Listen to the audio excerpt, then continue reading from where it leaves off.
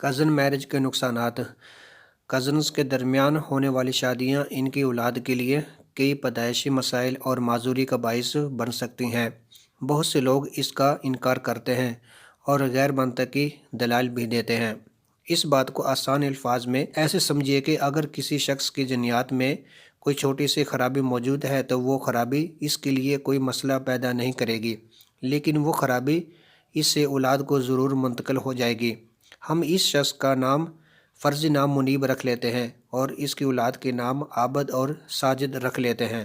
اب منیب کی جنیاتی خرابی عابد اور ساجد میں منتقل ہو جائے گی، لیکن وہ خرابی معمولی ہونے کی وجہ سے ان کے لیے کوئی مسئلہ نہیں بنائے گی۔ لیکن جب عابد اور ساجد کے بچے آپس میں کزن میرج کریں گے تو ان دونوں کے اپنے والدین کی طرف سے وہ جنیاتی خرابی ملے گی۔ اب وہ معمولی جنیاتی خرابی جب دونوں والدین کی طرف سے آئے گی تو مل کر بڑی جنیاتی خرابی کا باعث بن سکتی ہیں۔ البتہ اگر وہ بچے خاندان سے باہر شادی کریں گے تو دوسرے خاندان کے فرد میں اس جنیاتی خرابی کے ہونے کے امکانات بہت ہی کم ہوں گے۔ اس طرح بچوں کو والدین میں سے صرف ایک طرف سے متعلقہ خرابی جین ملے گی اور دوسری طرف سے تندرست جین، اور ان بچوں میں کوئی جسمانی نقص یا معذوری آنے کے امکانات نہ ہونے کے برابر ہوں گے۔ دوسری طرف اگر ان بچوں کو دونوں والدین سے ہی متعلقہ خراب جین ملے گی تو یہ امکان بڑھ جائیں گے کہ بچوں میں سے کسی میں معذوری یا جسمانی نقص پیدا ہو۔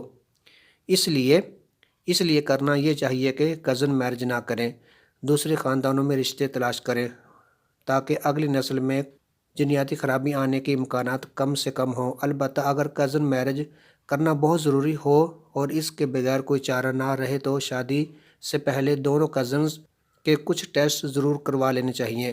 ان میں سے اکثر جنیاتی یا کروموسومل ٹیسٹ بہت مہنگے یا عام عوام کی رسائی میں نہیں ہوتے۔ البتہ ایک اہم ٹیسٹ تھیلیسیمیا کا ٹیسٹ ہے جو کروا لینا چاہیے۔ اس کے علاوہ ہیموفیلیا کا ٹیسٹ ہے وہ بھی ضرور کروانا چاہیے، اور خاندان میں اگر کوئی بیماری چل رہی ہو، خون کی، دل کی، جگر کی، تو اس سے متعلقہ ٹیسٹ بھی ضروری ہیں۔ یاد رہے کہ ضروری نہیں کہ ہر کزن میرج میں بچے معذوری کا شکار ہوں، لیکن کزن میرج کی وجہ سے بچوں کا معذوری کے ساتھ پیدا ہونے کا امکان کئی گنا بڑھ جاتا ہے۔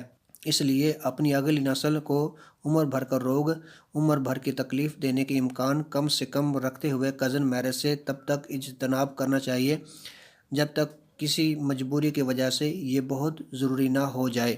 جی دوستو، آگاہی پھیلائیں اور دوسروں کو بھی بتائیں، ان کی زندگیاں بھی آسان بنائیں۔ مزید ایسی ویڈیو کے لیے اور معلومات کے لیے میرا چینل شیئر کریں، سبسکرائب کریں اور لائک کریں۔